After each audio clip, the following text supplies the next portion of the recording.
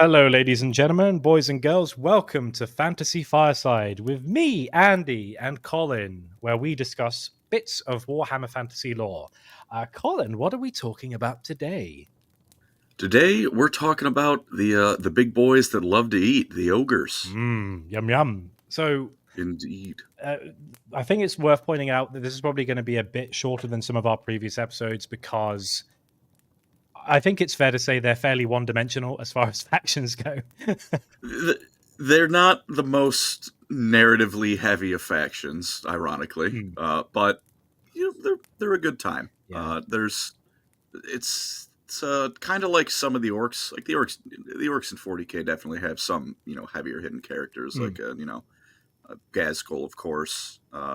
The ogres have some characters with a decent bit of lore, but they're orcs still, they're all about fighting and winning, and you can usually probably figure out what an orc character likes as a whole if you had to just guess randomly, don't know nothing about them. Similar to the ogres. Yeah. Just replace fighting with eating.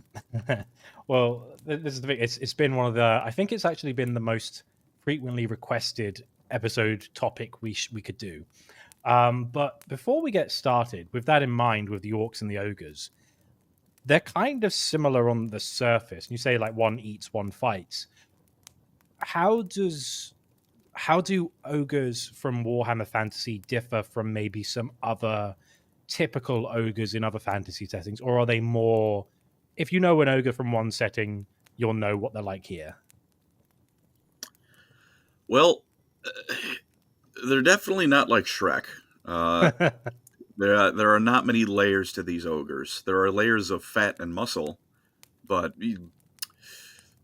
personality-wise, maybe not that deep. There is not going to be any epic rescuing the princess. No. Animated childhood movie here. They might just eat the princess by the time they're done with it. No heart of gold, and it's just like no heart of flab. Give me more food, please. Yum yum. Yeah, there is not really a heart of gold underneath them. They're not like, like D&D alignments. They're not, pure chaotic evil. They've got culture. They've got rules. They've got some stuff like that. They're not completely savage, but that's a tasty looking human. I don't care if it's alive. Yum yum yum. There are worse neighbors in the Warhammer settings, but there's definitely better neighbors. Yeah. If you'd like the TLDR, the most shortened version, just as a taste, if you will, of what's coming, take the Ogren. I don't mean to shock you, but Ogren. Wonder where the inspiration for Ogren came from. Hold on. Wait, what? You're telling me there's a connection? No way. It's crazy. But you know how Ogren are, they're good boys. They just want to please the Emperor. Yeah, they're quite naive and wholesome in a strange way, despite being 8 foot tall.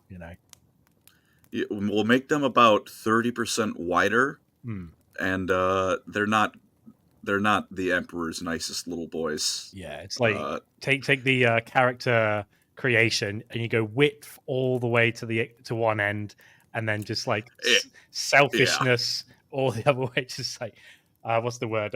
Decadence, or even what would the word? Gluttonous, like gluttony. Max that out. Done. Yeah, although in the same way, an Ogren could probably rip apart a Space Marine if you convinced him to. Ogres could probably do the same thing, except there's no Space Marines in Warhammer Fantasy to stop them. So they're pound for pound, they're a bit higher of a threat. So with that, we start with the history of the big boys. Okie dokie. Now, we've talked about the old ones in fantasy a bit, how they were just creating races to try and get the ultimate weapon against chaos, right? They're trying to nail it. Towards the end, around after the time they made humanity, started getting a little bit desperate. So it went from slow, controlled, measured experimentation as they make everyone to throw whatever you got, throw everything in the kitchen sink at it. Yeah, we don't have time to give them like creativity and artistry and blah, blah, blah. Just hungry, make that out the door, go, mass produce. Well, actually, funny enough, you say that. The initial prototype of the ogre, I'm probably going to say ogre a couple times on accident. The ogres was the halflings of all Ah, races. okay. It was a very rough prototype. Like, you know how for the Primaris, Call has that Frankenstein monster that Mm, is, I mean, he's in constant pain, but ignoring that, he's yeah, honestly a bit better than pretty much every way than a Primaris. yeah. Halflings were not that. They had two things going for them.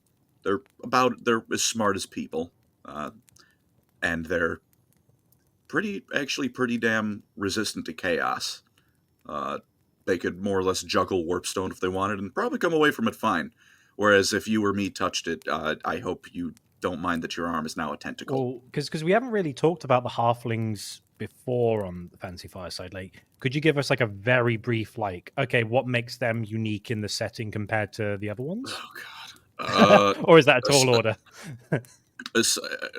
Funny choice of words. Yeah, yeah.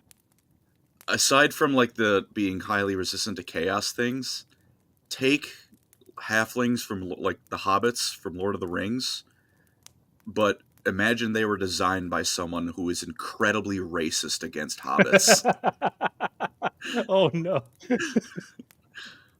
There's in I think the 4th edition Warhammer Fantasy roleplay, because actually in that game, halflings can be surprisingly deadly because they're pretty good with like ranged weaponry. So you get a nice crossbow or even just a sling, and by God, halflings can do some damage. Smaller target as But well if you're going to return fire. Like, I can't yeah, quite aim for him. Ah.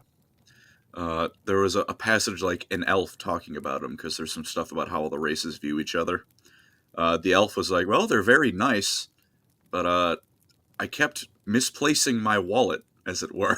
Oh. Oh no. They're the grubby little Mm. thieves. They're not great. They're not like I said. If someone was really just bigoted against hobbits, is how you get a Well, halfling. but is it because all the people who are heightist keep pushing them down? They're like, fine, we'll get our own back, or is it just they have just a proclivity to be like, well, we can see their pockets at eye level, might as well see what's in them, you know? I think it's a bit more of the second one. They're not super brave. I think there's like one halfling mercenary company. They ride in a battle on big chickens. Oh, that's very Uh, fable-esque. I like that. which it is actually pretty funny, and I like it a lot. Mm. But they're very hungry, um, to the point that they were given a vote on who could become the emperor of the Empire of Man because they gave the current emperor a really goddamn good feast. Mm. They invented pie, and then had a civil war over pie. Oh, amazing. I love that. And in the in the province of Averland, it was only, I think, about 80 years prior to modern Warhammer Fantasy where they finally outlawed hunting halflings for sport. Jeez. Poor guys. And the who was at then the last Elector Count of Averland, I don't think he quite got the memo that it was outlawed. Oh no. he They brought pies to Warhammer Fantasy. Why would you hunt them for sport? They've done so much already. I don't have an answer for you, man. Like I said, they were designed by someone who, like I said, must have just really hated hobbits. Mm.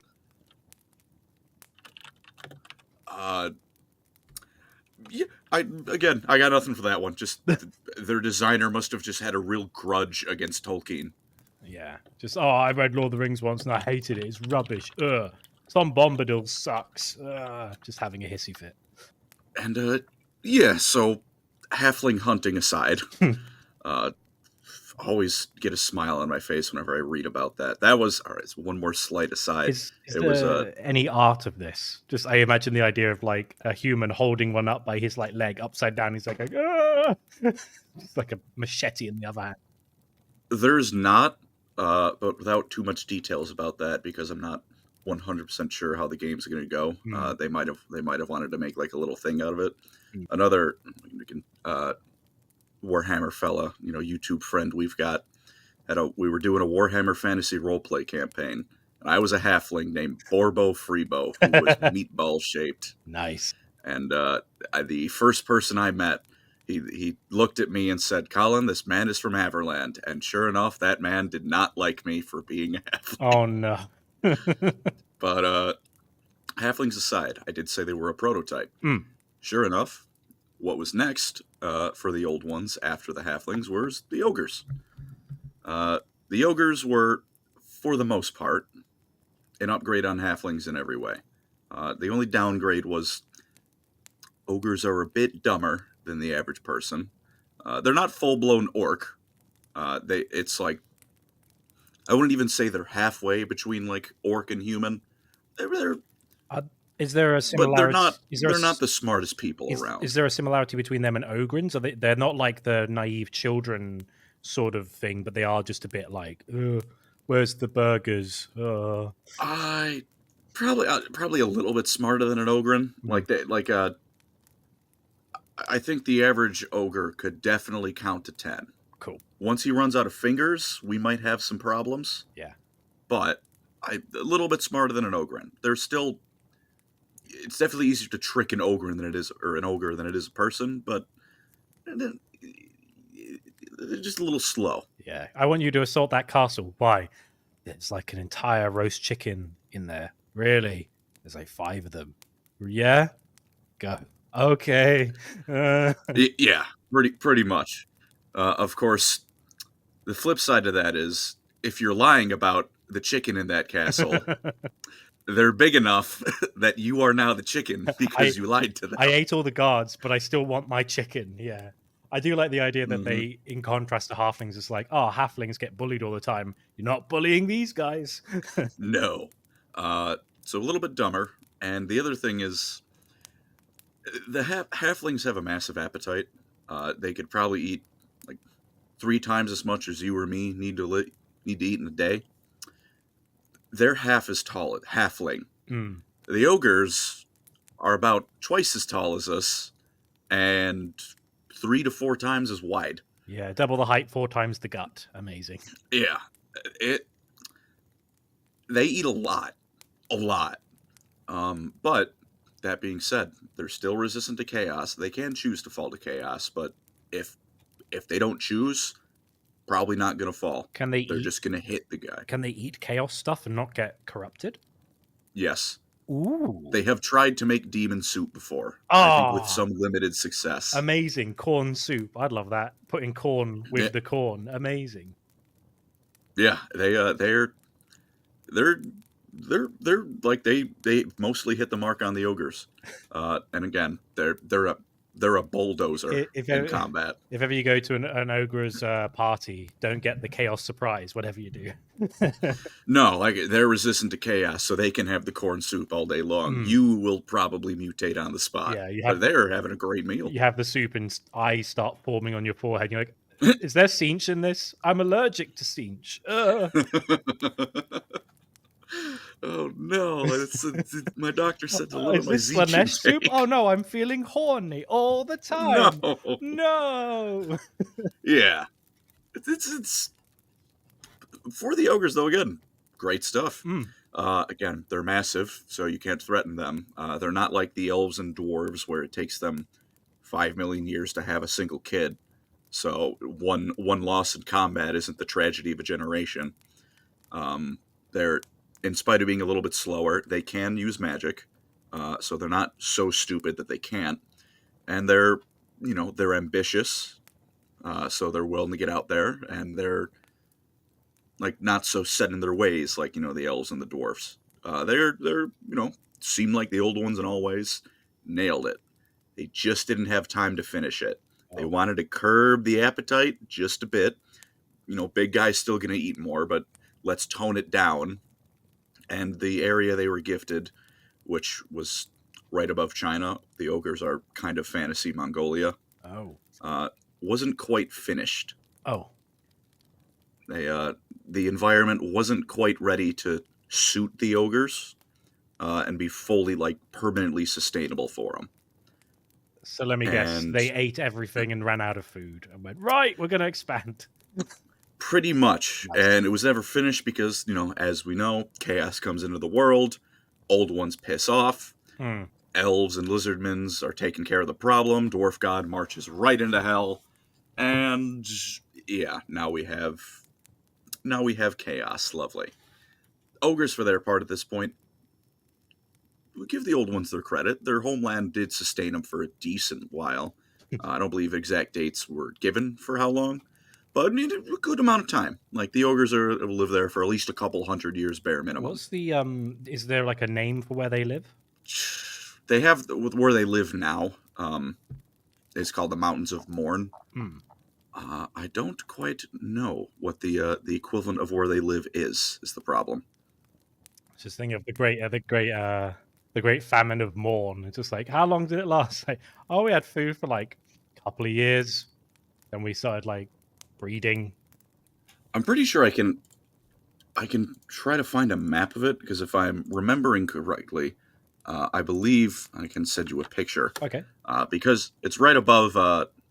It was where they were initially. It was like Warhammer Fantasy's the regional equivalent of Mongolia, which would have been north of Warhammer Fantasy China, naturally.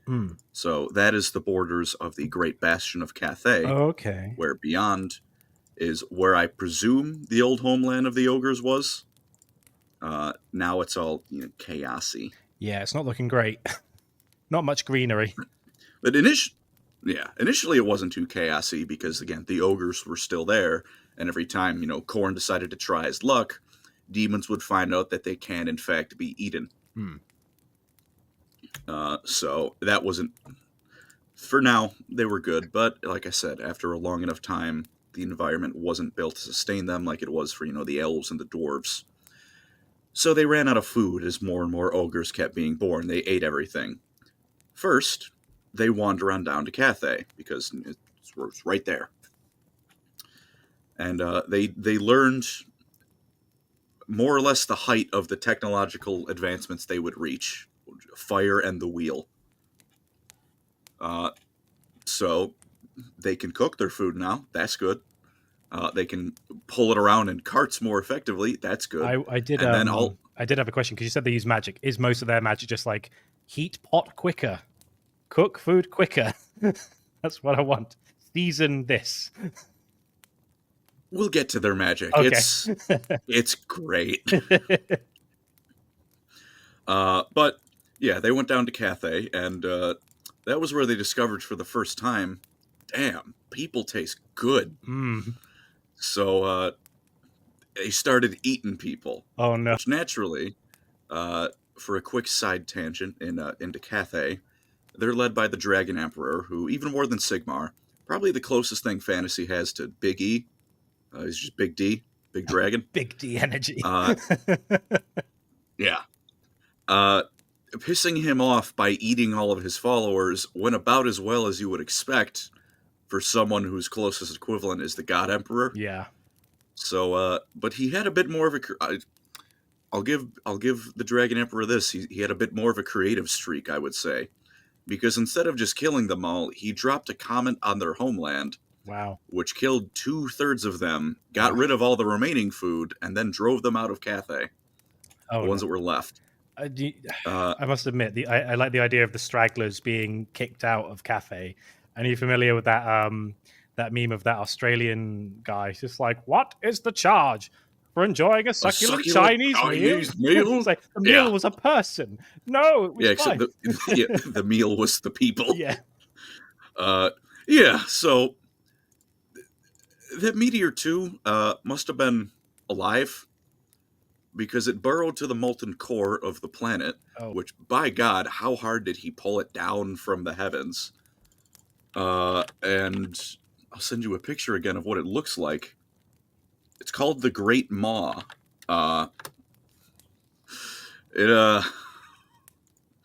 That's where the ogre homeland used to be. Oh, it's the Sarlacc pit monster. What's going on here? Yeah. So pardon me, then their homeland would be a little bit west of Cathay. A little bit west, a little bit north, a little bit all over the place. Yes, the Sarlacc pit. So, yeah, he dropped a Sarlacc pit on them, except the Sarlacc pit is the size of, like, Texas. Oh. Well, that's big. Wow. Which, Again, no exact figures given beyond it is a big hole in the ground with teeth that burps. Amazing. So that's fun. And this had the secondary side effect of cursing them to be even hungrier, which they could already probably eat a cow over the course of half a day. Now they can never ever be full for more than like a couple moments at a time. Oh no. And this is after the old ones were like, we're gonna like just temper that a little bit, and that still led to them eating most of the resources of where they're from, I believe. And it's just like, oh, you've doomed us all.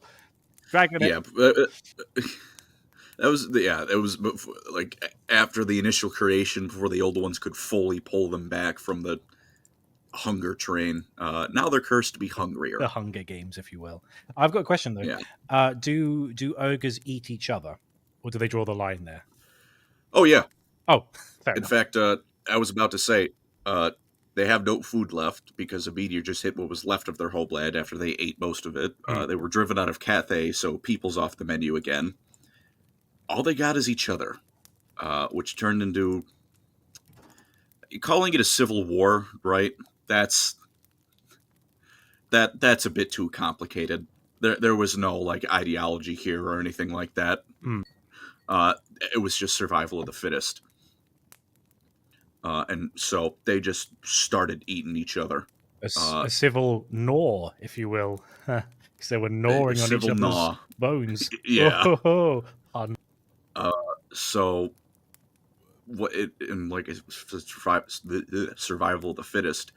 Prior to this, there might have been, some ogres that, they might have looked a bit different. They all would have been big, but maybe they weren't, the big fatty fat. To quote Scout from Team Fortress 2. Yeah, they were a size now XL rather they than are. XL. Yeah, now after they all had to eat each other to survive, the end result was the only way they saw to live was eat everything, including each other, because natural selection, only the strongest ogres got to get out of this. Which, on the one hand, kind of shifted them that much closer to being the evil side of things. But, for what they got out of it is that every ogre left is now like 9 feet tall, covered in fat and muscle, and shooting them at a cannonball is probably just going to tickle. Yeah, survival of the feasters, if you will. Survival of the feast. I like that one. That one's good. Yeah. So, not great. And with that, Cathay is blocked by natural barriers, partially including the new big mouth. So, time to go west. At one point, there was an ogre named Groth One Finger. I'm going to make some assumptions about how many digits he had. He led his tribe to the site of the impact. They saw the big mouth, and they now worship it as a deity. Oh. They now that no matter where ogres are born in the world, they try and make a pilgrimage to it at least once in their lives. They, in what little artistic skill they have, they'll adorn like their armor and tents and stuff and images of the Great Maw, which is it's just a big mouth, like with teeth all around it. It's not complicated. Nothing in the ogres is complicated. I mean, I suppose if they're eating each other, they've probably got loads of bones lying around they can use to make like approximations of teeth and stuff. Yeah, and since they do worship it, they throw food. They throw food in it. They also feed it. Oh, so they're like, even though I'm starving, I've got to feed the mouth first. Interesting. It's yeah. They it'll if they're completely starving, they probably won't give all of their food to them, right? Yeah. But they're gonna make sure the maw gets its eaten. I must say what was the guy's name? Something One Finger. Groth One Finger. I wonder if he ate his remaining fingers and then he was like, I need one. Is that maybe that's how he got his name? He might have, or maybe someone else ate them. Who knows? Or maybe he bit them off and chucked them into the mouth and was like, I give you these, but I need one so I can still point at things. Yeah.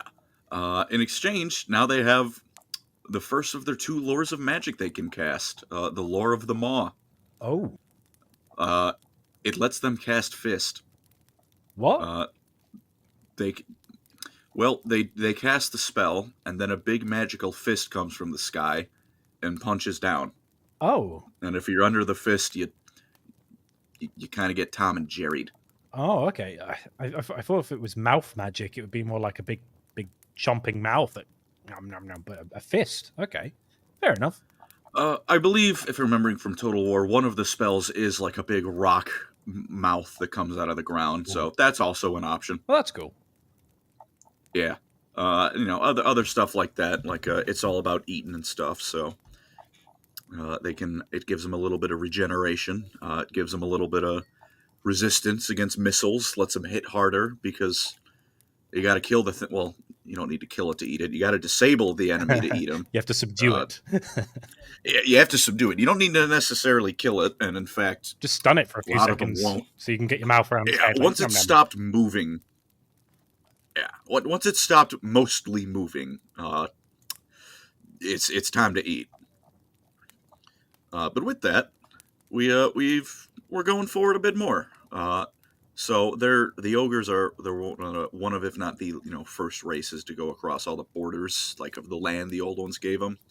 Like, the dwarves stayed in their mountains, the elves for a while stayed on Ulthuan. Where exactly humanity's original home is never quite discussed. Be it Cathay, Nehekara, or like the barbarian tribes in the old world. But you could also just imagine, they plopped humans down in a couple different places, right? Yeah. So ogres, I believe, were the first ones to explicitly be like, we're moving off. Where the old ones gave us, not that they really know much about the old ones, it's not good enough. It's time to go. So they go west again through the mountains of Morn, which is where most of them live now. Let's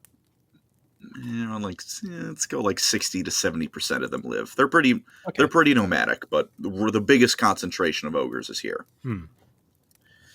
They found in these mountains of Morn things that were pretty damn big. A lot of meat on those, beasties. Of course, those beasts are big enough they can eat them back. So once again, it's time for another survival of the fittest round, further toughening the ogres up. You got to be real big if you want to survive here. So once again, a little bit less ogres, but the ones who remain are real damn tough. I must admit, the guys who are like the strongest must be watching whatever, like a basilisk or whatever, eating their kin and being like, fattening him up a bit. He's going to taste even better now. Pretty much, probably, yeah. And eventually, they reached the top of these peaks, and noticed that the climate changed a bit. It got a bit more temperate. There are these nice rolling hills with these massive herds of mammoths and other great creatures, followed, which were tended to by another experimental race of the old ones, the Sky Titans, who do not get much love in Warhammer, and they're going to get even less love shortly. Because the ogres, for this part, are going to cosplay as Skaven. Okay. Sky Titans were these really big, educated, brilliant, magical beings the old ones made. They were like super giants. They lived on like these cloud fortresses. Okay. And only really went to the bottom when it was time, tend the herd. And they were real cool people. Are they like humanoid, or are they kind of weird looking? They were pretty humanoid. As we get to the end of this little conflict, I can send you what they look like now. Okay. It's rather less dignified.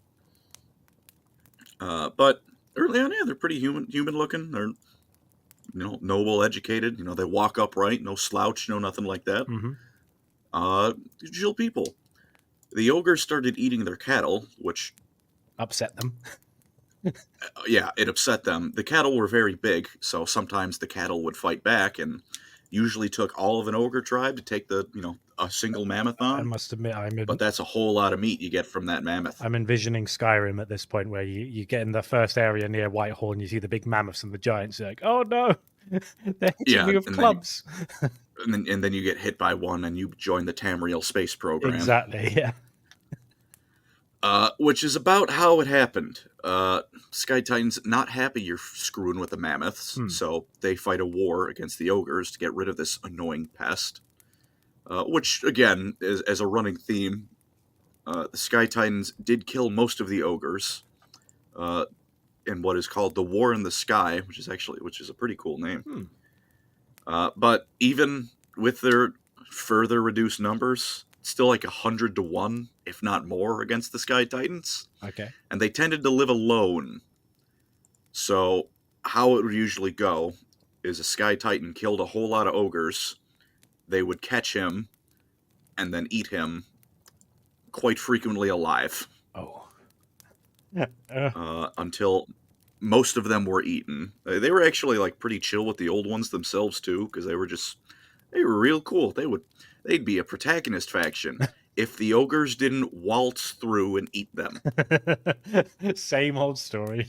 Yeah, promise. You're really promising.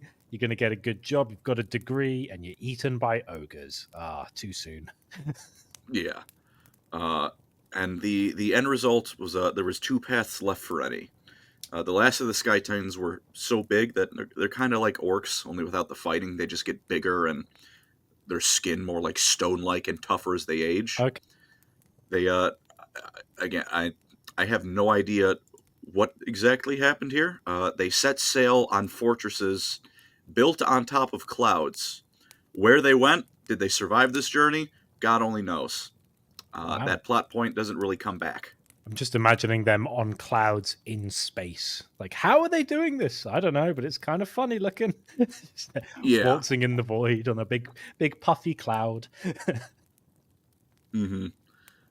Some of them might have also just become one with the mountains because they just got so big and covered in stone that you couldn't tell.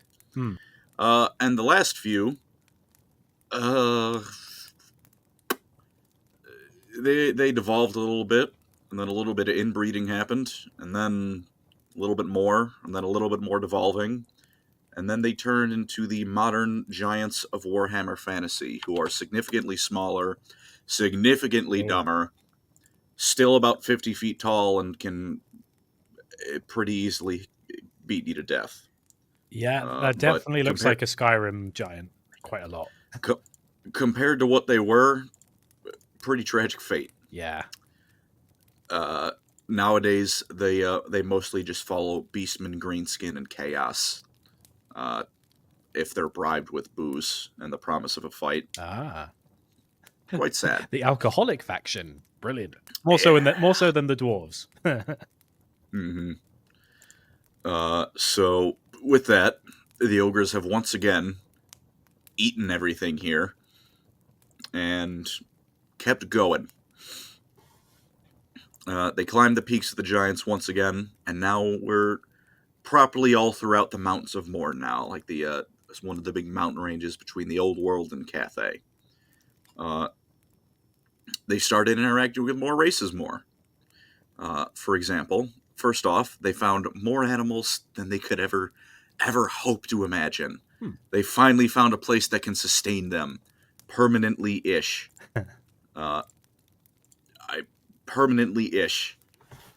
They found dwarves, which is nice. The dwarfs keep trying to mine out the mountains of Morn every now and again, which means they're going to the ogre's home, which means the ogres have a DoorDash. I was going to say, a tasty morsel. Look at this thing. Yeah. Kind of gritty. Yum, yum.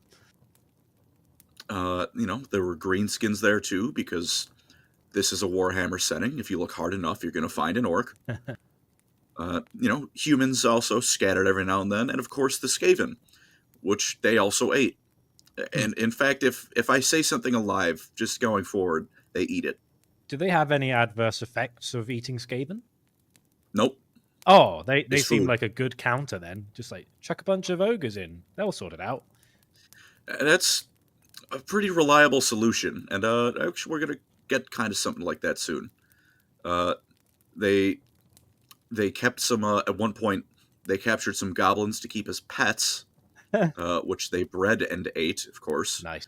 And after a couple generations of this, they created a new subspecies of greenskin called Noblars, which are a mix of like sous chef, pack mule, and emergency snack for the ogres. Nice. There was another race that once lived in the Mountains of Morn called Dragon Ogres. They're not ogres, they're not dragons, but they're called Dragon Ogres. They're chaotic little fellas that the ogres beat up and drove them out. Okay. Sometimes beastmen show up in the Mountains of Morn, because beastmen like greenskins are everywhere. Ogres also eat those and drive them out. There's a lot of them winning, because when you're an ogre, nothing's really bigger than you. Yeah, and this is still, again, Warhammer Fantasy is still like medieval Renaissance times. Guns aren't that good yet. And to be fair, the bigger the target, the more of a buffet you get after you've done the fighting. So, like, who cares? So, if one ogre isn't enough, it probably means more ogres are coming, because that's a lot of meat. And with them just kind of claiming the Mountains of Morn, they started getting a bit more like fixed positions. Like, it's not just pure nomadic stuff now. They're still, they wander around a lot, but the leaders of their tribes, called tyrants, they're a bit more permanent now. If you leave for a year and come back, you can assume the same ogre will still be in charge of that area, or at least his tribe will still be there in case, a challenge or a threat killed him, right? Which, again, more of these invasions, including demons and stuff, because everyone likes to... At some point, everyone is just going to wander here for one reason or another, and the ogres are going to eat them. It's free food. Yeah. In fact, I think if I remember correctly, the Skaven attempting to invade the ogres almost led to their extinction, because the ogres found a way into their tunnels. Aw, that's amazing. And then they realized there's a whole lot of meat down there. So wait, just to clarify, the Skaven almost went extinct, not the ogres. No, the ogres did not almost go extinct. It was the rats. Because I was going to say, that's pretty funny that, like, the faction known as, like, we'll just take over everything and cause everyone problems. And the ogres are just like, big talk, lunch, run. Yeah, pretty much. They got into the Under Empire and then realized there's a whole lot of rats. Yeah. All you can eat, if you will. And they can eat everything. Yeah. They can eat a whole lot. And as fitting, they finally settled down. Slowly but surely, they started realizing diplomacy, maybe not a bad idea, right? For example, let's say some ogres, set up shop around your area, right? It's medieval times. You're a small farming village, right? They could, and depending on their mood, will eat your whole town, right? Like, nothing is going to stop them. But they started realizing a couple things. One, just, making demands of them, like, say, hey, every month give us X amount of cows, means that you keep getting meat. It's not just a one-time binge. Imagine the first ogre just being like, fellas, I found something out today. What? My food makes more food. What? Yeah, my food can make more food, so I get infinite food. What's infinite mean? Don't worry about it. Food, more food. More food. Yeah, that was about that. Yeah, it's about that. And this ended up with the side effect of the ogres discovering the concept of a protection racket. Because when towns would come to, let's say, some orcs or beastmen invade the town, right? Well, those are all made out of food. Yeah. So the ogres keep the town safe, get to eat whatever tried to invade the town, and then the town keeps giving them food for protecting them. Yeah. So slowly but surely, the ogres are discovering the wonder of of this kind of work, which is just great. And not being funny, if the orcs attack the grain mill, they can't eat the grain mill, but they can eat the grain, so they might as well protect the grain mill. So more grain means more food, and they can kill the orcs and eat the orcs. It's a win-win.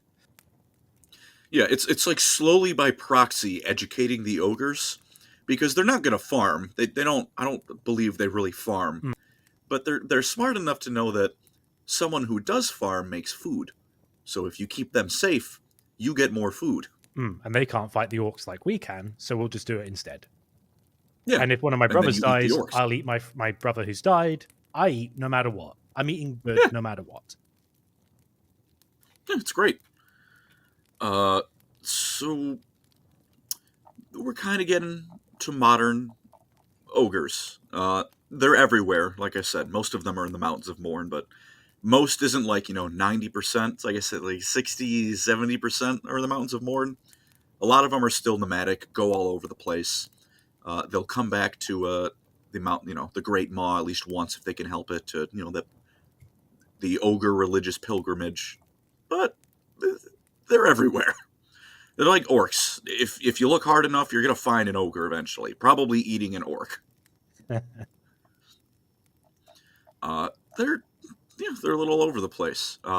There is one more thing before I talk about a little bit about the characters, because some of the cultural stuff they've got from is related to some of the characters. So I figure I'll talk about them as we come to it. But the one of the last things they did is there's a big old volcano in the Mountains of Morn, and this is how you get a Firebelly ogre. Ooh. There's a big process. There's a lot of rites that go into becoming an ogre Firebelly, right?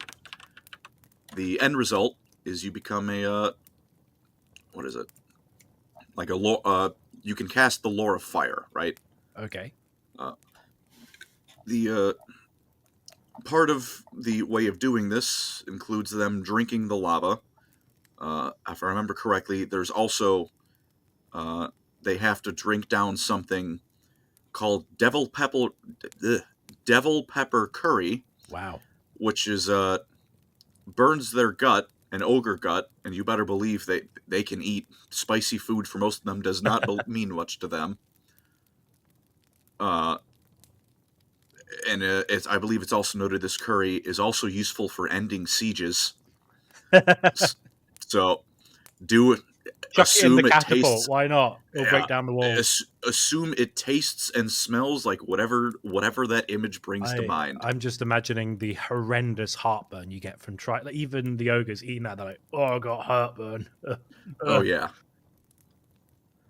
They gotta catch a fire beetle, which is like the size of a horse. Ooh. And then they drink the lava. And if you live, well, if you don't live, you know what happens. You burn to death in lava. Seared food for your brothers to eat. It's fine. It's fine. But if the volcano god blesses you, now you can cast fire spells, and you're even a little bit pretty resistant to fire. Yeah, I'll bet. From the inside out. Yeah, I to my knowledge, there's no particular lore about how they discovered this, so I just have to assume it was a bet. and then the end result was, holy shit, this guy can breathe fire now. We got to get in on this. Or well, again, if their character trait is literally, I'm so hungry, I'm starving. Screw it, I'll try eating the lava. What's the worst that can happen? Oh, it's actually quite good. What? Yeah, watch this. He's using fire. That's amazing. Let me try. Ow, I'm dying. Ow. Oh, well, doesn't work all the time. Trial and error. No. So, with that, we'll get to some of their characters, because the characters, like I said, unlike a lot of Warhammer Fantasy characters, they're not that old, because ogres, they're not like elves and dwarves where they're more or less functionally immortal. They're pretty new-ish. So the first one is Grease's Goldtooth. Ooh. Would you like his full name, Andy? Yes, please. Trade Lord, Greasus, Tribe Stealer, Drake Crush, Horde Master, Goldtooth, the shockingly obese. I love that. The shockingly obese. Does he like that Yeah. title? I assume so. Oh yeah, he gave it to it himself. Oh, brilliant. And like in Total War, he'll say it like he's the fattest of them all. he like being fat. Mm. He's so fat that he is carried around by a carpet of Noblars. Those poor guys. Yeah. And here's an image of him. Oh, that's amazing. Who made his trousers? They're huge. Someone who's probably not getting paid His enough. big shoes as well. Whoever his tailor is doing a lot of work. Wow. Yeah. Also, at one point, I'm assuming for technical reasons, they weren't able to fully recreate the Noblar carpet for Total Warhammer. Mm-hmm. So instead, he has an Ogre Stone Age Walmart mobility scooter Oh, wow. that he drifts around on like it's the Fast and the Furious. That's amazing. Oh. And at one point, there was a bug that could get him to 999 speed. So just zooming around like, he was a like, bowling ball. Oh my word. Retreat. Yeah, the Ogre Flash. Mm. Oh. He, however, despite being that, you can see him, you can look at him, you have eyes. He was pretty smart. Smart enough to do more beyond just being content with beating things to death and then eating them. So what he did, his story begins after killing and eating his dad. Oh wow. Okay. Whose name is GOFG, Gothk, I think. GOFG. Okay, Goth or something. Yeah, Goth. Gothk, yeah. And now he's the tyrant of that tribe, and good old Greasus decided he didn't want to just be the boss of his tribe, the Goldtooth tribe. He wanted to be the boss of all the ogres. Now, he was in a very particularly advantageous place. He was situated right near the Ivory Road, which is also known as the Silk Road, because sometimes James was just not trying. It's just the Silk Road, the real life Silk Road. It's that. Which his predecessor, his dad, used that to, the caravans would come through. They would raid and then eat the caravans and then steal all their stuff. Greasus, however, he's a bit smarter, like I said. And like I was saying before with, ogres realizing you defend the town, you get money. Greasus has ruined the world forever because he has discovered the concept of a toll booth. Oh no. And sure enough, if a Cathayan caravan or one going to Cathay comes through, they get an option. Pay me, a little bit of cargo from your thing, and you can go on your merry way, right? Give me some of your food, give me some of the gold. Go on through, buddy. They'll even make sure they'll give you a little bit of protection. If you want, pay a little bit extra, you can take some of the ogres with you to keep you safe, right? Well, if you don't pay, you get eaten. Yeah. So you better believe most people take this toll. I'm just imagining him doing the troll song from Always Sunny with Danny. You gotta pay the ogre toll to get to see the more. You gotta pay the toll to get in, or I'll eat you. Yeah, and he will eat you. Although also it reminded me of RuneScape. I think it's the ogres in RuneScape. They have a naming convention where you're named after the first thing you try to eat, and one of them is called Dad. I'm like, that's brilliant. Yeah, he had quite the start. He actually too, he's good friends with one of the, I'll just call him Dragon Primarchs to help it a bit, of Cathay, named Zhao Ming, who they bonded over some daddy issues. Zhao Ming is he likes to experiment, which isn't illegal like it is in the Imperium, but one of the things he likes to experiment with is warpstone. Ooh, volatile so stuff. He might, there might be some voices in his head that aren't his. Oh no. which has made him a bit of an outcast, at least in his dad's eye. He doesn't hate him. This isn't like, as far as I know, there's no, Lost Legion stuff about to happen to Zhao Ming. Even ignoring even end time stuff. I don't think there's ever been any indication that he's gonna get Lehman Rust, or I guess in this case Yuan Bode. But a bit of an outcast. So him and Greasus, come to terms. They bond a bit. They're actually good friends, and that helps the Toll thing come about a bit more smoothly when one of the leading figures of Cathay is like, let's try this Toll thing out. I just like the idea that whenever he meets him, he has like some confectionery. He has like a whole like caravan of sweets and stuff. And he's like, Gracious, my man, brought you some stuff. He's like, oh, thanks, mate. Nom, nom, nom, nom, nom. And they bond over a meal. Greasus made a joke about how Zhao Ming should just eat his dad like he did. And Zhao Ming just said, like, I don't think anyone's got a gut big enough to eat that guy. I thought about it. I don't think it's possible. Just great little interaction. Some other of Greasus's biggest hits on his way to becoming, the number one ogre power, like the closest they have to a faction leader, is there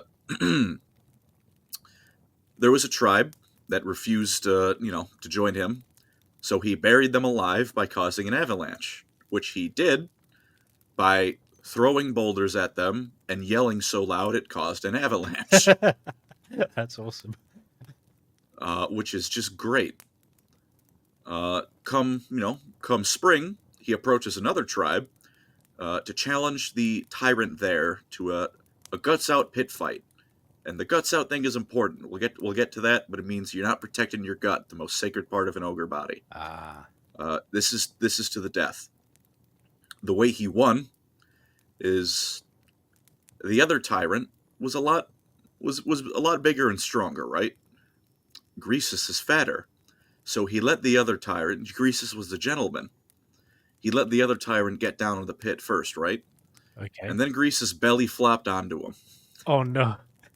And broke his neck. I was wondering, were you going to say, and then he suffocated him with his belly? It's like, no, that works too. Pretty much. Some of the ogres present weren't happy. They didn't count this as a legit win, right? And then he beat and ate 3 of them in a row, and then people stopped complaining. So, and then he's like eating the first food. He's just like, that was just the appetizer. And they're like, it's okay, it's fine. Like you said, they're kind of one-dimensional, but it's a really good dimension. Yeah. It's like if you've got one joke, but it's a really good, it's a really good bit. By God, keep it going. And there's like an eccentricity and novelty about just a faction that their whole culture and identity revolves around like eating, like being fat, and I like anything that makes me bigger or can give me more food. And every decision I make is about procuring calories and possibly cholesterol. Like that's the way to go. Fair enough. Yeah. There's actually a funny event, which I don't know how they got the inspiration for this, but in Total Warhammer, one of their mechanics is having meat, right? Like if you don't have enough meat, the ogres aren't happy. They're worse in combat because there's no food. You find a valley of colorful horses, and it's just like so perfect and lovely, and there's unicorns, and it's a My Little Pony reference. And then the ogres, and then the event. There's no choice in this event, but the end text of the event is something along the lines of, a great feast was had by all, and you gain like 15 meat. Amazing. Oh. I don't know. There's another event. I don't know any of the names of the My Little Pony characters, but I'm just imagining they go like, no, they're eating so-and-so. Nom, nom, nom. 15 meat, that's all Pretty you get. much. There's another event where one of them invents ketchup, and you have an option to either use it or not use it, because that's not made out of meat. That's made out of vegetable. Is there a calamitous, if you choose to use it, is there like a debuff, or they're just like, no, it's fine? I think if you don't use it, nothing happens, and if you do use it, like there's like an upside and a downside. It's been a while since I've played an ogre campaign, so I don't quite remember. But you can invent ketchup. I feel like they like mayonnaise, which is just great because mayonnaise has eggs in it, and that's animal products. They're like, this. They might like mayonnaise. Yeah, that's like the super condiment. Like, yes, this is the best thing ever.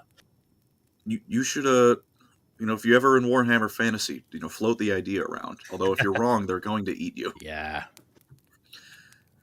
And the one last few things about Greasus is that big old scepter he has. Well, he doesn't really. He uses it like a club because, of course, he does. Grants him the strength of a giant, so he's already an ogre. He can hit like an ogre. Well, now he hits like a sky titan. And that magic crown enhances his. He's already pretty smart. This brings him up to almost people levels of smart. Wow. It was actually commissioned by him, by the best magic users and blacksmiths the Empire had. Which, as an aside, is actually I just find pretty cool that there's a magic relic like this that isn't made by elves or dwarves or something. The Empire did this. Do we know why they did this? They're just like, I guess they won't eat us if we make this crown. Probably that, and like I said, it was commissioned. Like ogres, out of everything you can give them, they're probably not going to scam you. Like he did generally, like he paid them. Yeah, I guess they're honestly going to eat you alive. They're not going to lie about it.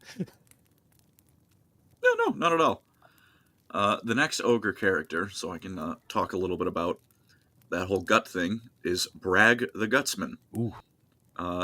He was, nothing super interesting at him, but he did find out from a young age he was real good at killing things, and he seemed to be really good at finding like the best place to kill something, right? Okay. So like he knows where to swing for the weak points. It's like an inbuilt sense on where the the video game weak spot is. So he's the ogre's version of the lion. Kind of. That's a sight. But aside from that, wasn't super interesting until he forged his weapon, the Great Gut Gouger, from the magical axes of a black orc, which made him real good at killing. But what made him real infamous amongst the ogres is that he realized with that weapon he can cut around the gut plates the ogres all wear, because most of the ogres they don't have much armor except around their gut. They like to keep that gut safe. Yeah. Bragg realized I can cut around that and disembowel them, which horrifies all the other ogres. Like guts are sacred to them. Everything about them is food. The stomach is where the food goes, right? Intestines, stomach, that's sacred body part. Well, not only does he, go for the closest thing the ogres have to a taboo when he fights, the ogres have a lot of guts, right? Yeah.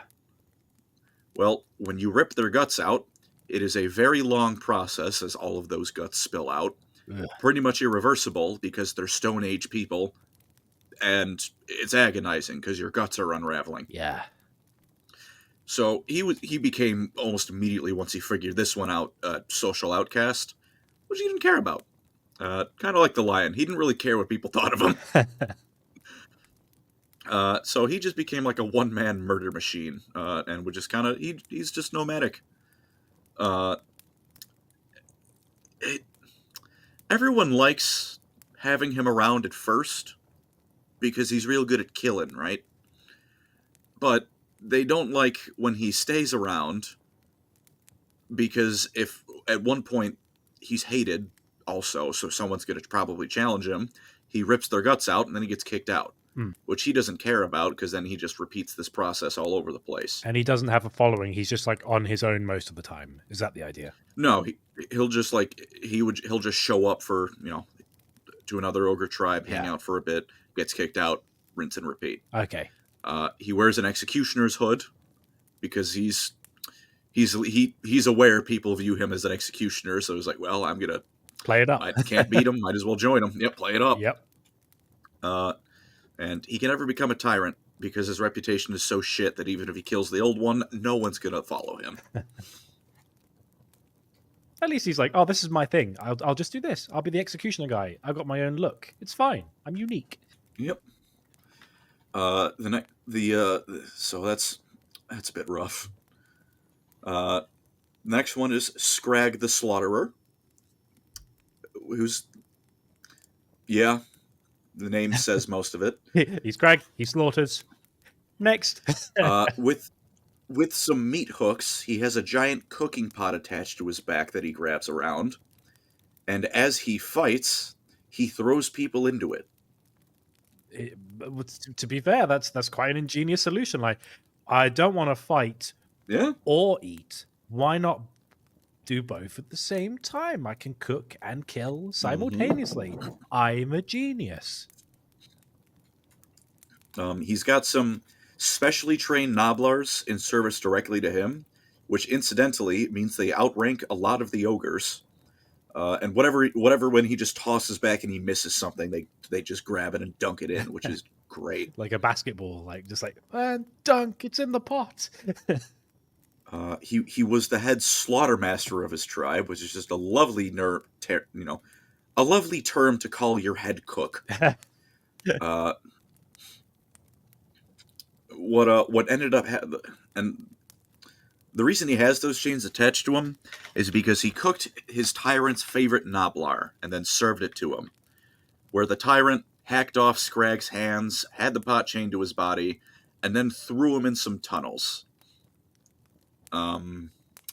His Scragg's response was to jam his cooking tools into his stumps. Ooh. Just go wandering.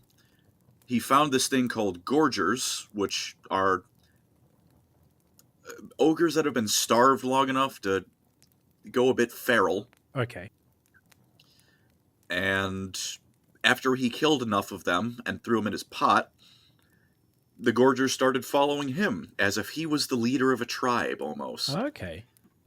Him and his new Gorger followers set upon this random tribe they stumbled upon, ate them all, and when they did that, his wounds all magically healed except for his missing hands. And now he's tribeless, except for all the Gorgers that follow him around. And he's like Bragg, where he just wanders around, but he's got a better reputation. Okay. He's happy. He's welcomed by all, because not only is he can cast the fist magic, but he's also real good at fighting, and he cooks mid-battle. Yeah. And he's real good at cooking. Let's give him his due. And I guess right? he's taboo, but he's not that taboo. He's not like, oh, I'm like, yeah, attacking what's sacred to their way of life with the gut. He's just like, I made a mistake. I cooked the dude for my leader. But check out, look at my whisk hands. They're pretty cool. I'll make you some soup. Yeah, he was more of like, he did a social faux pas, but now he's more than made up for it. So every time he showed up, he's like, yeah, I'm happy to see you. Yeah. There was two more I wanted to talk about. One of them named Shrewd Folg, I believe. Let me make sure I'm getting the name of that right. Yeah, Shrewd Folg. The only thing he did, and this is why I mentioned the ogres can be definitely a bit evil, is he would sell some of his tribe to rat ogres, or to the Skaven, so they could turn them into rat ogres. Okay. Rat ogres are those big Skaven things? Or are they like, have I seen these before? I can send you an image of them. They're not, despite their name, they're not necessarily ogres. Okay. Like ogre and like originality. These ones were, but not necessarily. He had his tribesmen turned into that. Yeah, I was thinking like, oh, did they just like cut the head off a Skaven, put it on the like neck stump of like an ogre, and be like, hey, it's a rat ogre, sorted. There's as with most Skaven inventions, there's 101 ways to get to the end result of that. All of them horrid. Yeah. And the last two are related. I cannot say the name of this first one. I will send you his name, and you will immediately know why I cannot say this name. So we're going to call him Golg. Okay. That is his name. Okay. We cannot say part of that name. Because we'll get demonetized. Yeah. So, Golg Man-Eater. Okay. He is the other, ogre character that I was saving part of their culture for. Because what it is his name, Golg Man-Eater. He's a mercenary. At one point, he was one of the first ogres to realize that hang on a minute. Mercenary work means I get paid in food, I can go all over the world, and I can eat whatever I kill. So he's lived a pretty good life. Pardon me, I don't believe not one of the first, pardon me, I was skipped or jumped the gun a bit on that one, but he's one of the most successful, to the point that pretty much all ogre mercenaries are just called man-eaters. In honor of him, I suppose. Yeah, in honor of him. Okay. He got the name man-eater when there was he got a little bit drunk. An argument came out with the guy who was paying him, so he ate him and then took all of his money with him. And the best part of this is that he is insistent that the name is incredibly misleading because he isn't fussy about what or who he eats. I mean, and that's saying something for an ogre, I'm assuming. They eat anything. Yeah, it's... But again, he is so good at being a mercenary that he... They named themselves after him pretty much, like, going forward. Which is pretty impressive. I'll give him credit, right? So, yeah, he was... When he shows up on the battlefield, because he'll hire himself out to anyone, whoever he hires him out for the most part, as long as they pay him, he's going to do good work. Speaking of, like, mercenaries, because I noticed they wear, like, a lot of jewelry, the higher-up ones. What's the... they value money, but also meat? So, like, how does that work, do we know? Food is the most valuable thing. It's just like I said, they're not completely brain dead. They do, for one, they do have a basic idea of more money means higher status, right? And I'm assuming they're like, that's shiny. I like that because it's shiny. Yeah, it's not like there's not going to be much in the way of noble politicking with the ogres, but they have enough brain power to form the idea of bigger hoard of stolen money mean more status, right? Means I'm more important.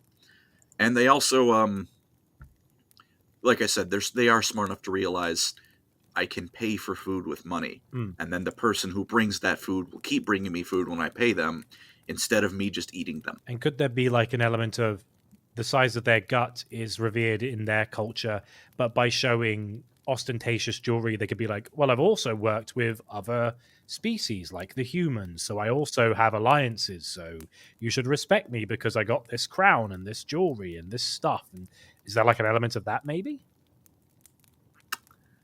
Or I just stole this and I look like obese Mr. T. It's like, okay, fair enough. The closest thing to that would be like, you know, an ogre has a lot of like treasures and stuff, right? Other ogres will know he's surely been around and like earned that treasure, right? Even if like the simplest scenario, he just killed the guy whose treasure that was, right? Yeah. Well, he was big enough to kill that guy's treasure, so give him his credit. He's eating so well, he's also got all this stuff he doesn't need, I suppose. Yeah. Yeah. The concept of that web of alliances is probably a bit too much thinking for the average ogre. But like a very stupid version of that idea is in their heads. So it's like, ooh, he's been around. That means he must be a big fighter, big guy, real strong. Yeah. Just same concept, a lot less words. Yeah. As for like them as mercenaries in general, I like my elves, right? I will use the words of an elf here. Who could forget the ogres? Not anyone with a sense of smell, that's for sure. Worse manners than trolls, and that's saying something. But there are a few troops you'd rather have on your side in the heat of battle. This was an elf admitting that, goddamn, they fight real good. So they fight real good. I was gonna say, do they have any like particularly good moments where they like helped out, dare I say, the end times? But like, did they ever have like a moment of glory where they're like, we're fighting with the elves or the humans and we won the good fight, but then we were hungry and we might have eaten a few people, but no one minded because it was such a stunning victory? There was a time, if I am remembering correctly. Let me pull it up real quick. Just one moment. Let me scroll through. They were working with Skarsnik a bit. It was. I believe it was they were working with the dwarfs to retake the mountain of Carrick Eight Peaks, Mm-hmm. the Warhammer Fantasy Stalingrad.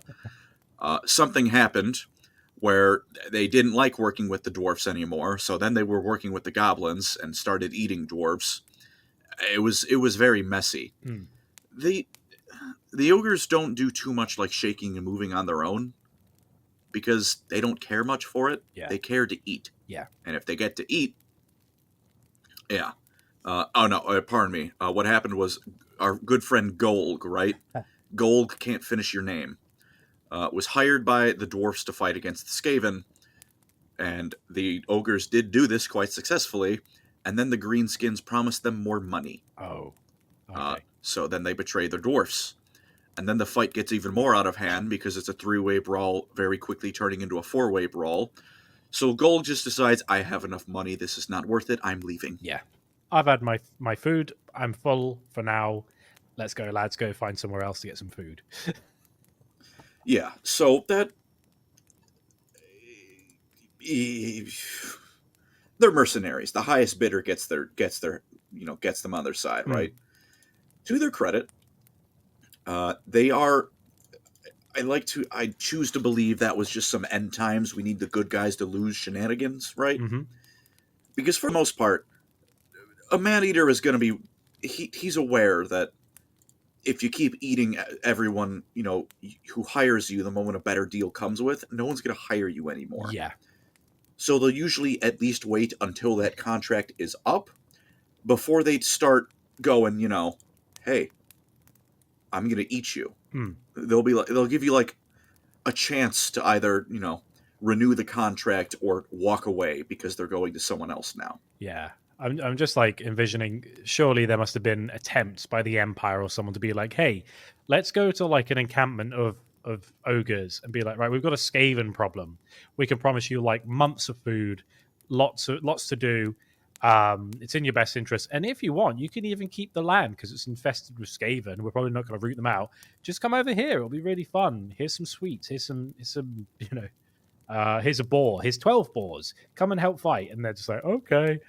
But then maybe on the way they're like, I'm a bit peckish, and they eat the people that they're trying to help. That can happen, but for the most part, like every army in the world will hire on ogres, from chaos to the elves to humans to everyone, because they know if you feed the ogre and pay him, he's going to work with you. And I assume they'd be really regularly good in like Norska. It was like they got all that belly fat to insulate them. There's loads of chaos they can eat and kill. Take them to Norska. They won't mind. They don't mind the weather. No. Yeah, not at all. They will work with anyone. You pay them and feed them. And like I said, they're resistant to chaos. They can choose to fall to chaos if they'd like. For, whatever reason you might worship a chaos god. Khorne going to make them real good at fighting. Since they're real good at fighting, they can eat more people. Like that kind of thing. So literally, if there is a faction in Warhammer Fantasy, there are reasons an ogre would be hired and following them around, because you want them on your side, because what they consider to be a rifle is what other factions consider to be a cannon. Because I'm assuming they don't really care much for Tzeentch or Slaanesh, but I assume they'd have quite an affinity for not just Khorne, but Nurgle, because he's the one who's like, oh, my troops are bloated anyway, and it's all about entropy and decay. And it's like, maybe they'd like Nurgle and Khorne, less Tzeentch. It's like, what are we going to do? Yeah. Scheme? For what? Meat. I can just like bludgeon that guy to death and get meat. What are you on about? It's probably definitely more, Khorne and Nurgle more so, but even with like Slaanesh and Tzeentch, like, the ogre might discover he's got a real taste for like, I don't know, like Empire cuisine, but he only wants the best, right? Well, he wants the best of the best meals. He becomes obsessed with it. Slaanesh is going to offer those meals to him. Yep. And now you have the most rare things in a Slaanesh army, something that's fast and tough. And even I'm just imagining Slaanesh being like, I have something to gift you if you pledge your... It's like, what is it? It is called a spice rack. And he's Yeah. just like putting that all the seasoning. It's like, this is the best thing ever. It's like, you silly fool. You've given me Yeah. your soul for nothing. And then even with like what is it? Tzeentch, like Greasus had a little bit of cunning in him, right? Yeah. Greasus does not worship Tzeentch at all. But like there was those moments, it's ogre cunning where he invites the other guy to step in the ring first and then belly flops on him. Hmm. But it's cunning enough that there is thought going on there. Yeah. And I guess they again, could be some like, oh, we can orchestrate a simple to our perspective, but really crazy scheme in their mind to be like, we can make infinite meat from this. We talk to this yeah, person, we trick them, and then we do this, and then we betray them all. Like, okay, maybe. yeah. Like they literally any faction, even the Lizardmen, like you can find an excuse for ogres to be fighting with them Hmm. as mercenaries. You pay them, give them meat, you've got a new best friend for that battle.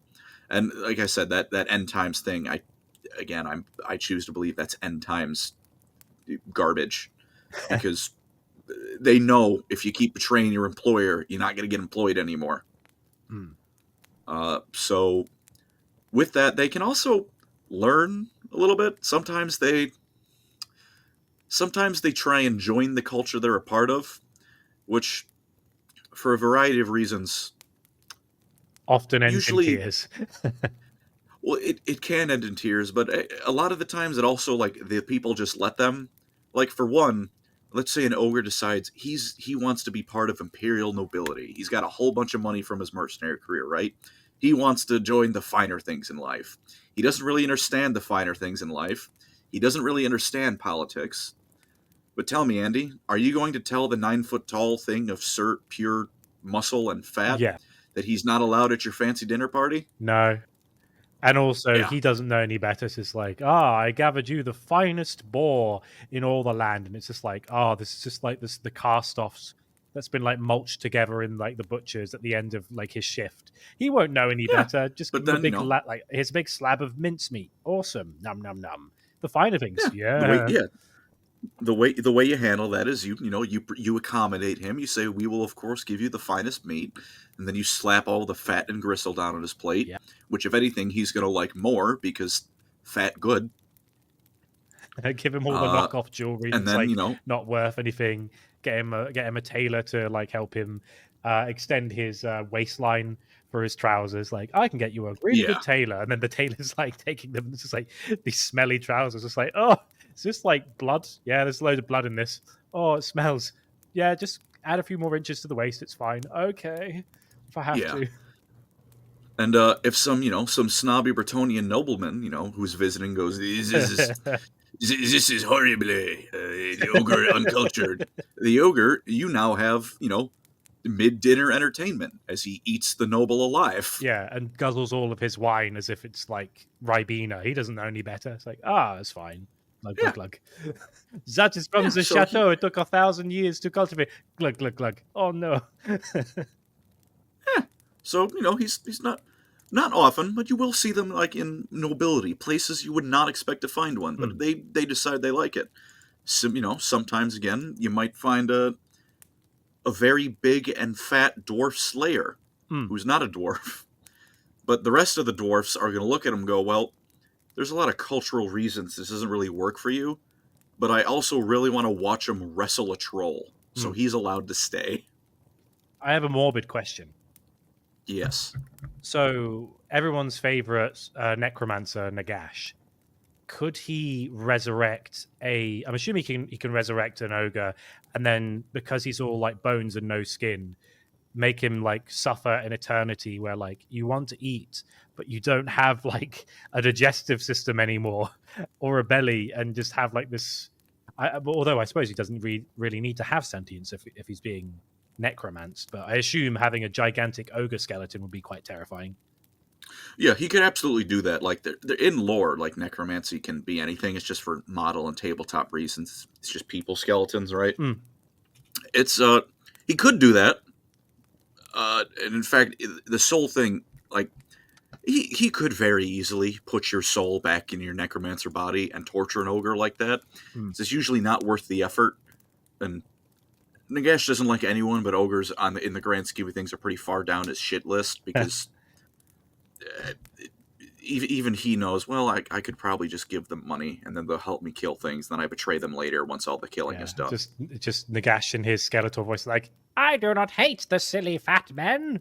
They are simpletons. Like, okay, Yeah, Nagash, fair enough. they do of course commit the grievous sin of being alive, which Mm. he would of course eventually I'm sure put them on the to-do list, but they're low down on it, right? The Skaven are there, the Tomb Kings are there, even though they're not quite alive. They're around. He's got the ogres are like probably one of the last things he'd kill. I assume that we say like, oh, ogres are pretty good against like everything. I assume the hard counter is the Tomb Kings and Nagash, because like, what are you going to eat? The bones. They haven't got anything to eat. Pretty bad. Probably, yeah. They like if you hire them on as a mercenary, they're absolutely going to go fight those undead. But you're going to have to bring double the like food because they're not going to get any from the battlefield, I suppose. So yeah, well, unless the necromancer, they've got a lot of zombies, in which case the ogres are still going to eat that. Yeah. Doesn't matter that it's drippy, sticky infected. Flesh. Yeah, like just it doesn't matter that for one it's just a rotting corpse, and for two it's covered in dark magic. It's food. Yeah, it's food. They're going to eat it. Slimy. Yeah. Hey, hang it out to dry for a bit. You've got zombie jerky. They do not care, and they can eat anything if it is made out of. If it can be remotely considered alive, which again includes demons somehow, they will eat it. Since demons again, like in 40K, they get banished back to the realm of chaos when they die, right? They don't truly die. Well, that just means the demon's still got to be moving when you eat it. Yeah, it just means that when it wakes up, it's going to have PTSD of it being eaten alive, which is not great for the demon. No.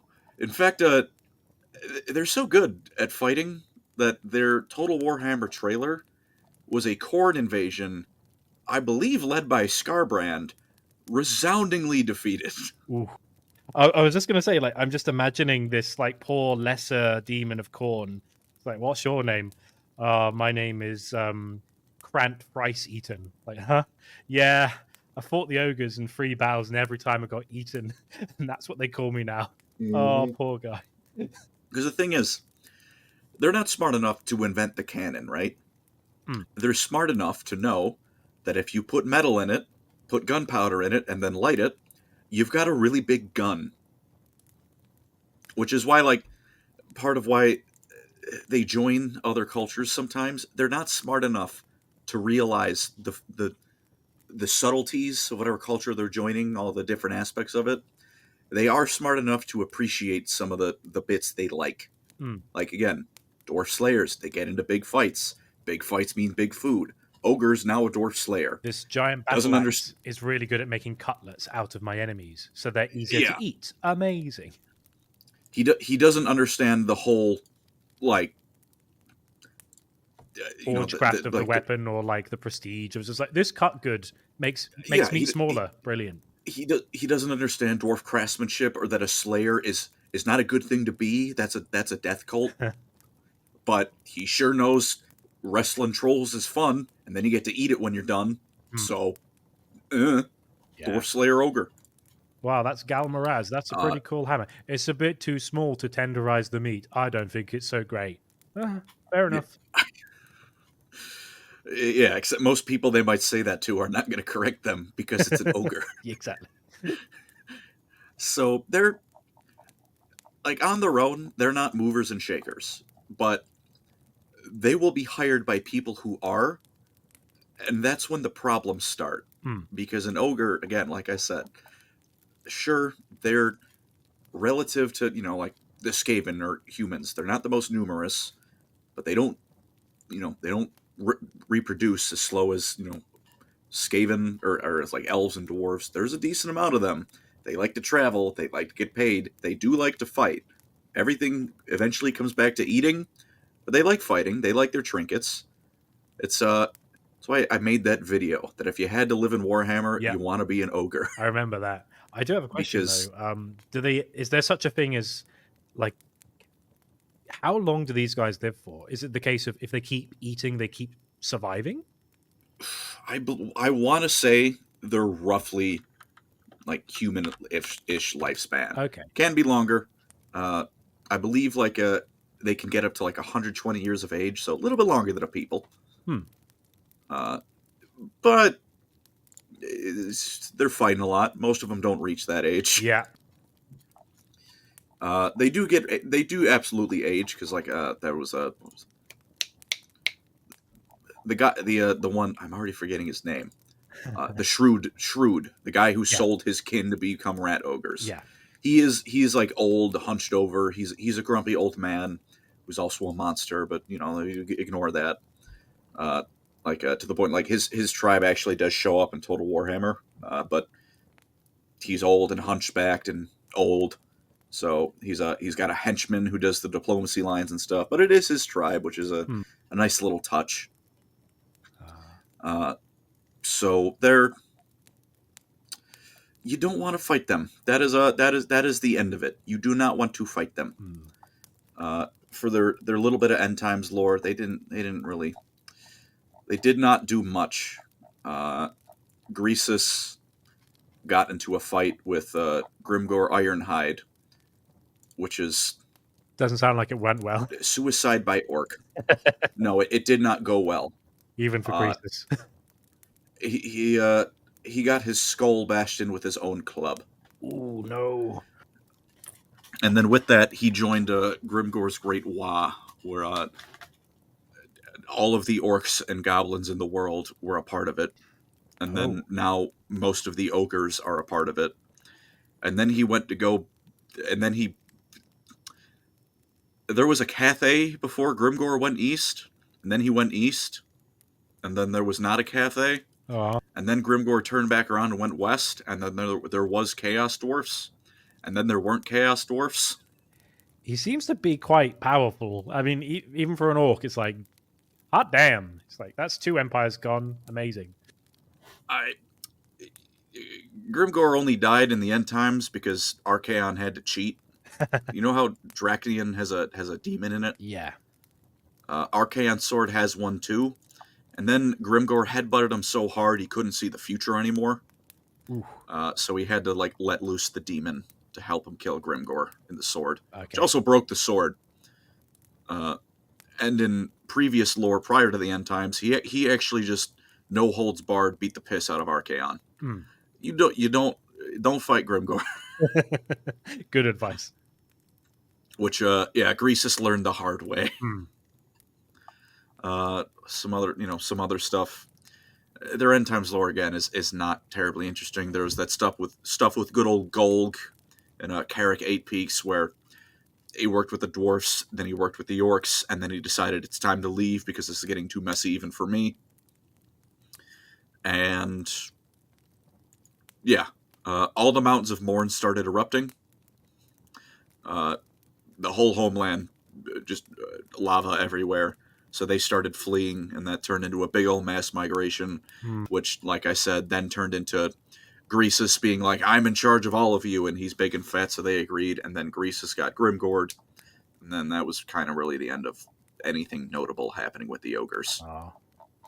I'm sure, in the final battle, if you look around, there was bits in them peeking about, doing whatever. And then in Age of Sigmar, they're pretty much the same. They worship Gorka Morka now, rather than the Great Maw, but they're still real hungry, they're still never really full, they go around eating everything, they're still mercenaries because they know that Mortal Realms got a whole lot of people that need protection and will give them food in exchange for it. The only real standout, but the most interesting about them is that there's a group of ogres, pardon me, they're called Ogres now. O-G-O-R. Ogres. Amazing. They sure tried with that one. But that's copyrightable, apparently. That was enough. Oh, wow. So stupid. But there's this cool little thing. There's a group of ogres called the Beastclaw Raiders, who are cursed to have a horrible blizzard permanently following them around. Oh. It doesn't kill them, but it does freeze them in place because it's magic until they can get heated up out of it. And there's some theories as to why that's following them. One of them being, pardon me, the first Frost King, which is kind of the groups that lead tribes, that's the guy in charge, was tricked by Mork himself into eating the frozen heart of a god beast, and he became the eye of this storm, so it's him following his kin around, freezing them on accident. One of them is that the first Beast Claw Raiders accidentally unfroze some ice gods that Nagash had imprisoned. Another idea is that just Sigmar was pissed at them for eating all of his people, so he conjured up this big old storm. Which is, it's cool. Like there's a lot of these like differing myths that could explain which one do you like the most. Could be it. By the way, I don't know too much about Age of Sigmar. Can other species other than humans become Stormcast? There's never, I don't believe, been a confirmed, like, this is an elf Stormcast or a dwarf Stormcast. But there's nothing that says they can't. Stopping that. Because all I'm saying is, GW, I've got a multi-million idea for you. Make a Storm Gut Eternal. I want to see an ogre with his gut hanging out, the armor barely fitting. That would be really fun. Silly miniature. That'd be fun. That would be great. But I will say, I believe it's in the Soulbound, like, which is the Age of Sigmar like roleplay game. Most, if not all, are human. So, very much implied Stormcasts are human. Most, if not all. If you want to get creative with your minis, could make a Stormcast or Ogternal. I just like the idea that they're like, hey, I've got an offer for you. We can feed you, and even when you die, you can eat in the afterlife, and you can keep eating and eating, and then you don't have one lifetime to eat. You have several. And he's like, that's a pretty good deal, and that'd be all you have to do.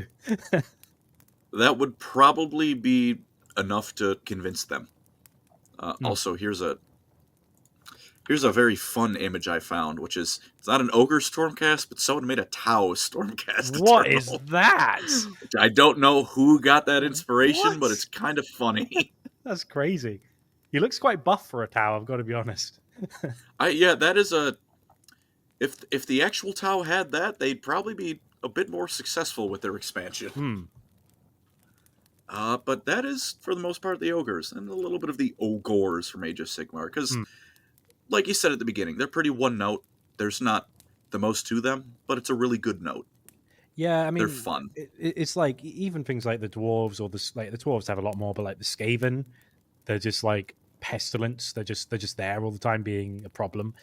They just need to be annoying rat men who have no redeeming qualities, or Nagash. He's just evil man with big pointy hat. Like, that's fine. That's all we need sometimes for factions. And I like the ogres are just like, oh, we're not malevolent, we're not mean spirited. We just need to eat, and we'll eat anything that we have to survive. And we like eating all sorts of stuff. We're not bad, we're not good. We're just right in the gray area of we'll be good or bad depending on how much beef you'll give me. Yeah, and like I said, they're probably for Warhammer Fantasy the most like kit bash homebrew friendly, because if you just look up like ogre Warhammer Fantasy kit bash, you can find all sorts of different people fitting to their lore, where there's like just minis of like ogres where they've got bits from other armies and just slapped them on top, like, dark elves, orcs, dwarfs, high elves, anything. Because like I said, if it is a faction in Warhammer, you can find an excuse for them to be fighting alongside it. Yeah. Oh, this one's got like all this nature stuff on him because he made an alliance with the Wood Elves, and they're just giving him deer all the time. Like, we got loads of deer. We'll give you deer from the forests if you protect our big tree that's a special tree. Cool. And now he's got like Wood Elf stuff on him. Like, yeah, you can do that with your kit bash. I found an image of pretty much that exact thing. Oh, wow. Yeah, there you go. Nice hair. Yeah, see, like, if you want to get creative with minis, ogres are not a bad way to do it. They're not in the old world, I don't believe. There is one ogre kit in the old world, and I highly recommend you do not buy that kit. Let me. Let's see if I can't find a picture for it. It's part of the Orcs and Goblins. Let's see. Where are you, Andy? I would like you to take a guess how much this old, bad metal kit costs. £100. $112. Oh, that's So bad. probably not far off from £100. Yeah. It How old is that? I don't know. It looks but quite old. look at that image, and then I will really quickly go on over to the destruction side of things for the ogres. And here's what the standard ogre looks like compared to those guys. Oh wow, That's little bit better. Just a little bit. Wow. So if you'd like my recommendation, find the base size for that ogre kit in the old world, and then just buy some Age of Sigmar ogres. That miniature on the bottom left of the guy's head pocket, that's grim. Whoa, that's crazy. Oh yeah, they don't have advanced medicine, but they sure can bolt metal to your face. Yeah. So yeah, that kit is $60. It even gets you some Noblars if you'd like. Just buy ogres from Age of Sigmar and then put them on square bases if you really want to run ogres in the old world. Please. And I like the gut armor you mentioned before. It looks quite good on them. I like how they have different styles as well. It's almost World Eater-esque, but rounder, fatter. They are within their their limited creativity. They do get a bit creative with it. They are you can find an ogre who has pride in his craftsmanship. They're kind of like the ultimate create your own tribe, create your own army faction, because pick a thing, an ogre's probably down with it. And yeah, this is Spork the ogre. He has a vast array of spoons he collects. All the better to drink and eat with. Yeah, that's he's his got big entire old spoons because he loves his soup. And of course, nothing about the ogres would be fit if I didn't tell you to go watch their Total Warhammer 3 trailer, because it's an eating and drinking song. Yeah, it's good. I mean, that was one of the only things I saw when I first heard about the game, and I was like, that's amazing. They're just having so much fun. It is a good time. And yeah, any other questions? I can't think of anything. I just like the idea that I suppose similar to the orcs, of all the factions, I assume they're having the most fun because their whole life is like, as long as I'm eating, I'm like the happiest I can physically be, and that's great, and we love them for it. Yeah, it's like I think I said before, they're smart enough to enjoy some of the finer things in life, stupid enough to not realize that they live in Warhammer and it sucks. Brilliant. I guess that's the ogres then, is it? I mean, I know we said at the beginning. I mean, just sometimes Yetis exist. Yetis which exist? is an ogre.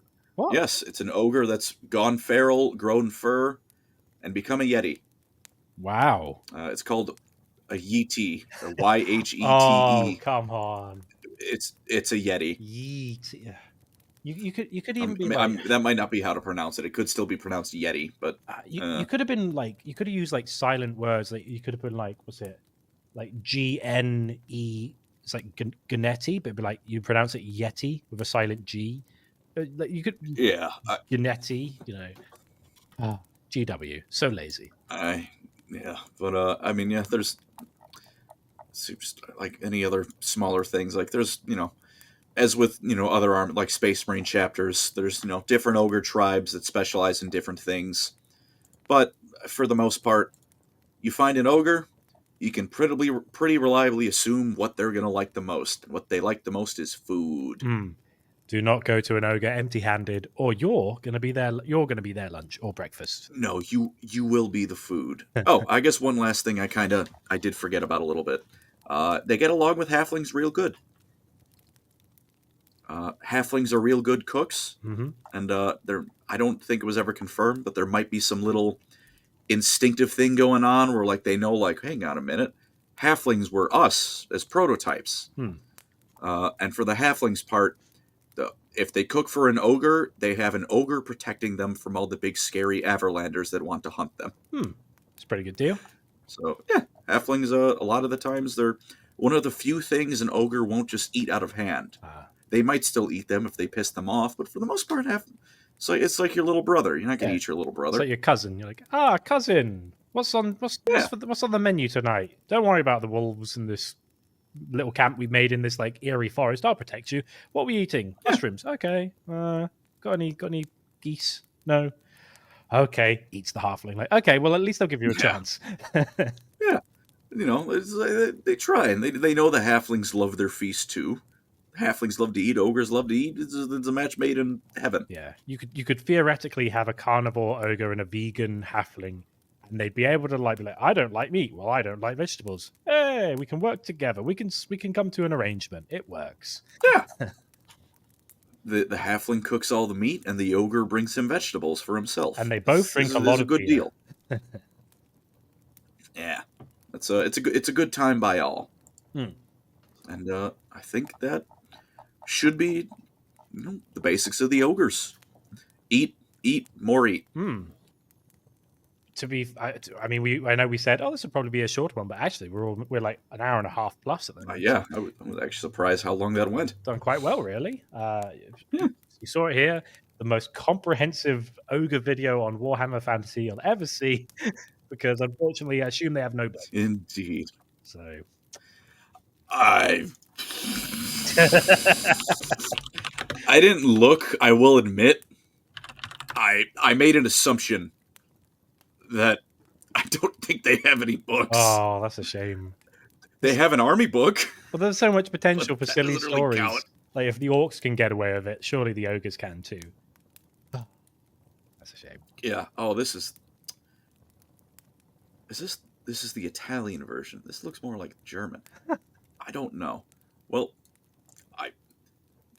their official name of the army is the Ogre Kingdoms. This is a very fun way to say Ogre Kingdoms. Die Ogre Königreich. That's got to be German. That has to be listed wrong on Amazon. It's got an umlaut. That is not Italian. It's got an umlaut on it. That's got to be German. The Ogre Königreich. That is not Italian. Yeah. Amazing. Yeah. They, like it simple. And now my quick browsing, I do not see any ogre books other than their army book. Well, when they do an army, hopefully they'll do a book one day. But we both know that now that if they do that, they have to commit to calling it the survival of the feasters, and that's what they should call it. Yeah. But either way, that was good fun. It's nice to have like a light-hearted faction that aren't necessarily good guys, but they're definitely not like. They're not intentionally bad. They just don't know any better. Just like, we don't eat any. We don't eat people out of spite. They just taste nice. Like, you guys, you goofy guys. But that was really good fun. I like the ogres. I enjoyed the video you did on like they're the best faction to live as in Warhammer Fantasy because they're just having a great time. Check out this video. Like, yeah, pretty much. Any closing thoughts?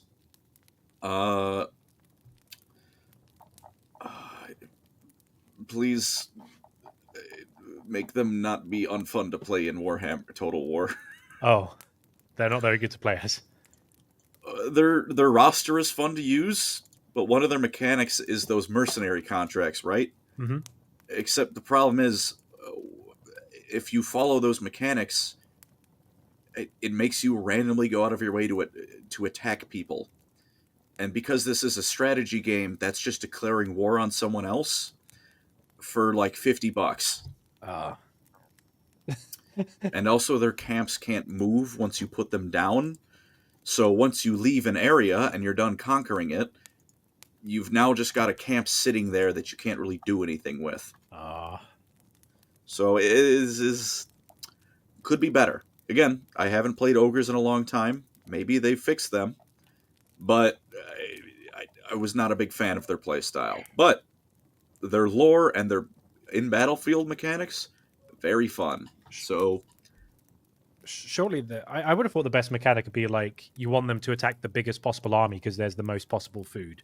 That should be how they do it. Like you get incentivized. It was like the bigger you are kind of because the more enemies you fight, the more meat you get after the battle. Mm. So I just feel like there'd be like good modifiers. It's like, hey, if there's like fewer of you and you kill more of them, maybe that's the way you get like quicker upgrades because you're being a bit more like ballsy, a bit more gluttonous. You're like, hey, there's a big target. I'm drawn to the biggest target because they've got more meat on their bones.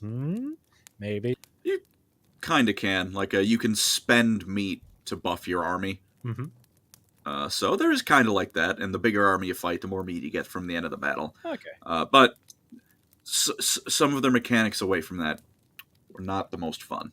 Okay. But they're not horrible, and in the battlefield they're fun because they're ogres. Your basic infantry is probably going to tear through most other things. Yeah. Oh well, that was good fun. So that's been our discussion on the Ogres of Warhammer Fantasy. For all of you listening or watching at home, please feel free to let us know what factions you would like us to talk about next, because this was I think the most popular one. There were so many comments like, "Do the funny ogres? They're funny. They're fat. They're goofy goobers who like to eat." So we've done that, and we thought we were only going to get like less than an hour worth out of that, and we've done quite well, I think. We've done an hour past what I predicted. Yeah. So, yeah, let us know in the comments what you'd like to see next. And until then, we'll catch you on the next one. Thanks, everyone. Yeah. Bye. Take care, everyone. Have a good one.